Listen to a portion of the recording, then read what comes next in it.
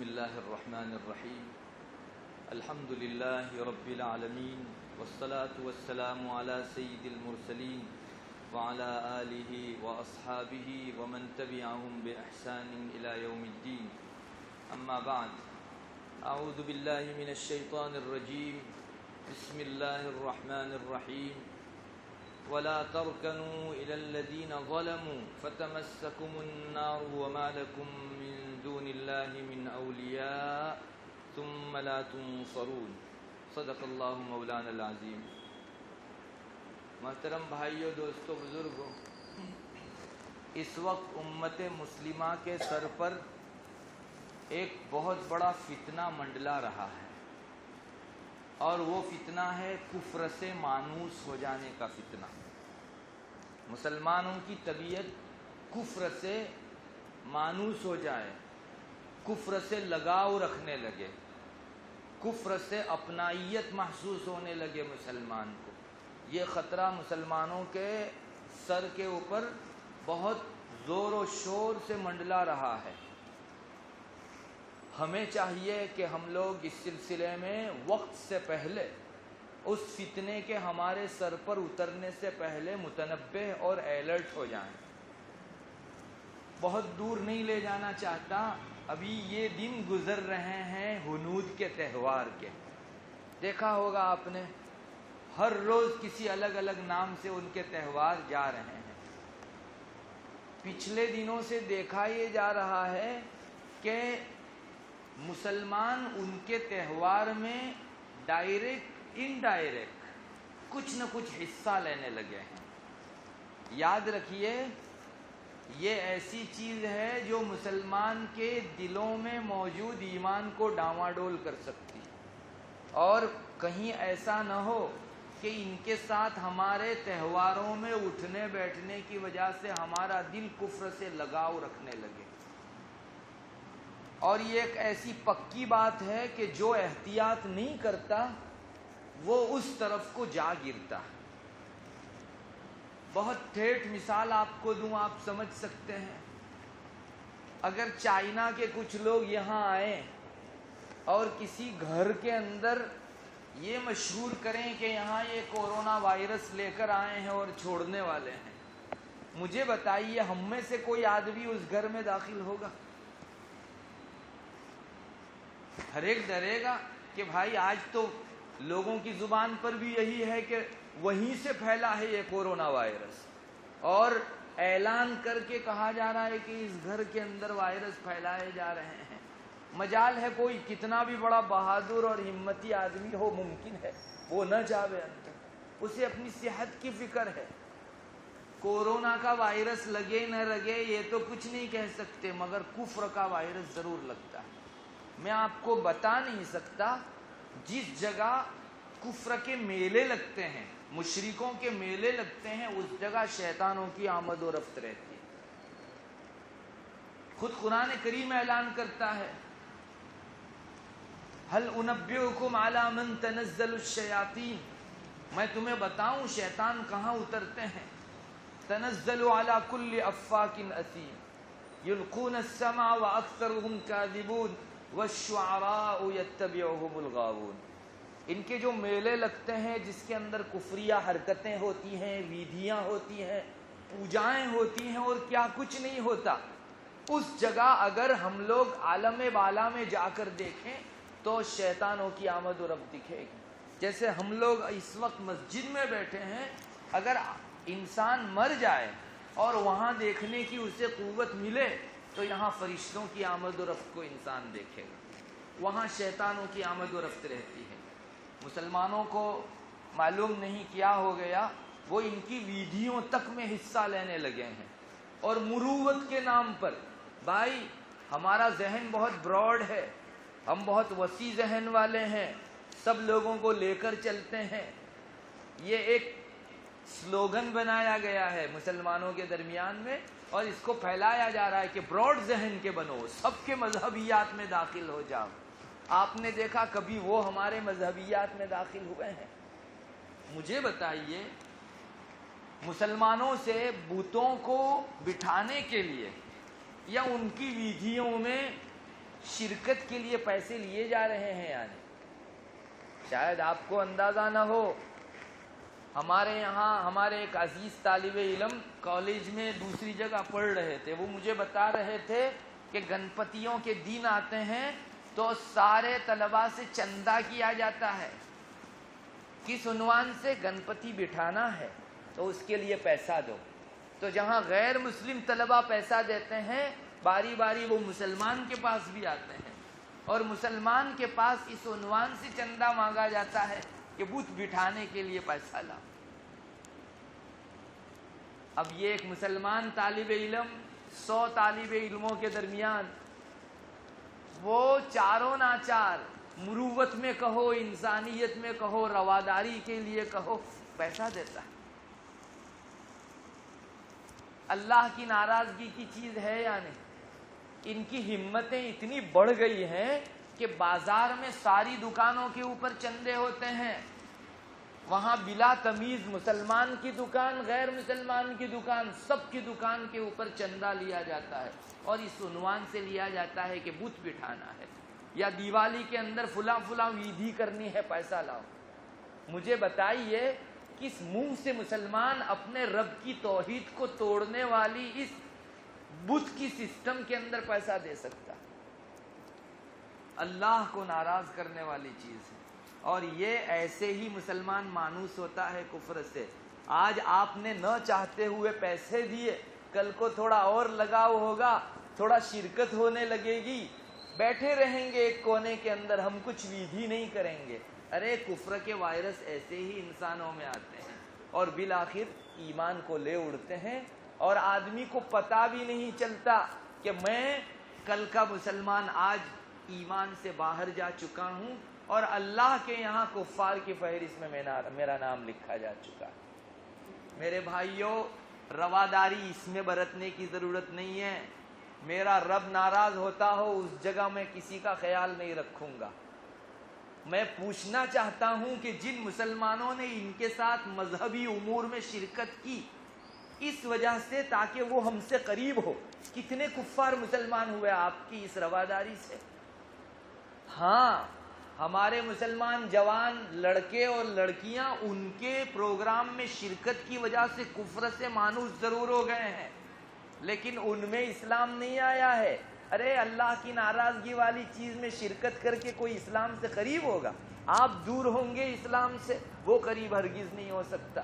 اس لیے مسلمانوں کی خدمت میں ایک بات یہ پیش کرنی ہے، ہرگز ہرگز ان کے کسی مذہبی پروگرام میں شرکت مت کرو، جا کر بھی نہیں، دور سے پیسوں اور دوسرا تعاون دے کر بھی نہیں. جو کرے گا وہ اپنے رب کے یہاں بہت بڑا جوابدار ہوگا. دیکھیے، آپ کا ایک جگری دوست ہو، وہ آپ پر احسان کیے جا رہا ہو اور اس جگری دوست کے ساتھ آپ کھڑے ہوں. اگر کوئی شخص آپ کے پاس آوے اور یہ کہے کہ یہ جو کھڑا ہے اس کے مکان کو ڈھانے کے لیے ہم کو ایک جگہ پروگرام کرنے کے واسطے بنانی ہے، تو تم پیسہ دو ہم کو. تمہارا محسن کھڑا ہے، دیکھ رہا ہے، اور تم سے کوئی آدمی چندہ کس عنوان سے مانگ رہا ہے کہ اس آدمی کے گھر کو ڈھانا ہے، اس کے گھر کی خانہ خرابی کرنی ہے، ایک جگہ ہم کو تھوڑی سی جھونپڑی ڈال کے اس میں مشورہ کرنا ہے، اس کے لیے پیسہ دو.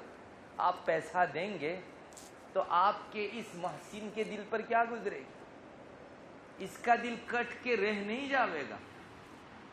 ارے اس کی جھونپڑی بن چکی ہے اور راستہ بنانے کے لیے بھی پیسہ مانگے گا کوئی آدمی، تو آپ اپنے دوست کے دل کے اوپر، محسن کے دل کے اوپر ہتھوڑا مار رہے ہو کہ میرا دوست جس پر میرے احسانات اور وہ آج میرے خلاف جو تخریب کاری ہو رہی ہے اس میں شرکت کر کے پیسہ دے رہا. بت بنانے کے لیے پیسے دینا توحید کو توڑنے کے لیے پیسے دینے کے درجے میں ہے. اور مومن جب توحید کو توڑنے کی بری حرکت کرنے لگے تو پھر اس آدمی کے ایمان کا کون پرسان حال. اس لیے یہاں کفر سے انس بہت ہو رہا ہے. مسلمان رواداری میں اب تو گربوں کے اندر بھی شرکت کرنے لگا ہے، ان کی ہولیوں کی ویدھیوں میں بھی جانے لگا ہے، ناچنے گانے کے اندر بھی شرکت کرنے لگا ہے. اللہ ہی محافظ ہے ان مسلمانوں کے ایمان کا. میرے بھائیوں، زندگی بھر کبھی ایسا ہوتا ہے کہ انسان کو اس کا پتہ ہی نہیں لگتا کہ میرا ایمان کا پنچھی اڑ چکا ہے. وہ تو موت کے موقع کے اوپر جب بے کلمہ انسان رخصت ہوتا ہے تب اس کو اندازہ ہوتا ہے کہ ارے میرا ایمان تو میں کھو چکا ہوں بہت مدت پہلے. اللہ ہماری حفاظت فرمائے. الذین ضل سعیہم فی الحیاۃ الدنیا وہم یحسبون انہم یحسنون صنعا. جن کی ساری کوششیں، نیکیوں کی ساری محنتیں بیکار گئی اور وہ یہی سمجھتے رہے کہ ہم تو اچھا کام کرتے رہے. یہ انہی لوگوں کے لیے ہے. اس لیے آپ اگر کسی ہنود کی ویدھی میں پیسہ دے رہے ہو یا ان کا بت خریدنے کے لیے تعاون کر رہے ہو، اپنا ٹیمپو پیش کر رہے ہو ان کا بت لانے کے لیے خدمت کے نام سے، یاد رکھیے علیم و خبیر ذات اس منظر کو دیکھ رہی ہے. اور جیسے ایک آپ کا محسن دوست اس سے کلفت محسوس کرتا ہے، اس کو غصہ آتا ہے، اللہ تبارک و تعالیٰ کو مومن کی اس حرکت کے اوپر غصہ آتا ہے کہ میری توحید کا علم بردار توحید کے خلاف بت کو بٹھانے کے لیے پیسہ دے رہا، شرکت کر رہا ہے. میرے بھائیوں، یہ ایک ایسی باریک چیز ہے، دور انٹرنیٹ کے اندر اس چیز نے بہت ہوا پکڑی ہے اور اس کا سیلاب ڈبل سپیڈ سے آگے بڑھنے لگا ہے.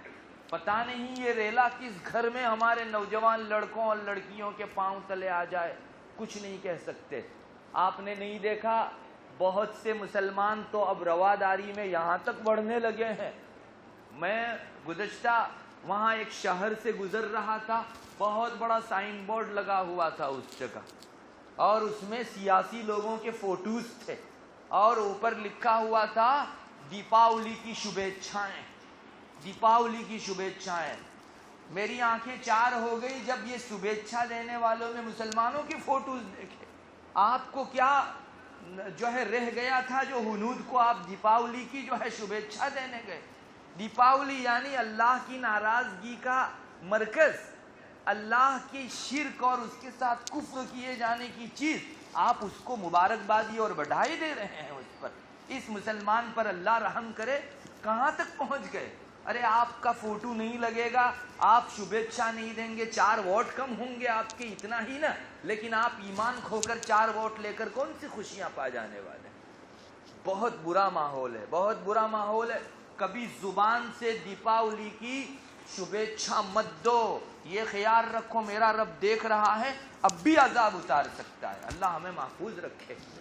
ارے یہ قادر دوست جس نے آپ پر احسان کیا ہو وہ سب کچھ کر سکتا ہے. اللہ قادر مطلق ہے، وہ ڈھیل دیتا ہے مگر ایک مرتبہ پھر پکڑتا ہے تو اللہ ہی بچاوے ہم لوگوں کو. کبھی شبھیچھا مت دو کسی کو، یہ کفر میں مدد کرنے کے درجے کی چیز ہے.